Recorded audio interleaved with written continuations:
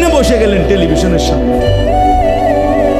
ওই চাচারা কেমনে আবার শুরু করে দিলেন বিড়ি সিগারেট, কেমনে আবার শুরু করে দিলেন গালিগালাজ, কেমনে আবার শুরু করে দিলেন টেলিভিশনে নর্তকীর নাচ গান। আহা চাচা, আর কতগুলো রমজান দিলে আপনি বদলাবেন? আর কতটা সবে কদর দিলে আপনি বদলাবেন? বলেন। এইটাই আমার ওয়াজ, এটাই আমার বক্তব্য। এই যে কয়জন যুবক ছেলে আছো তোমাদেরকেও বলি, ভাইয়া বলো, আমার ভাই ইনসাফের সাথে বলো মিয়া, যদি বিবেক থাকে, যদি মুসলমান মায়ের ঘরে জন্ম নিয়ে থাকে তো বলো মিয়া, এই অসভ্যতার শেষ করো।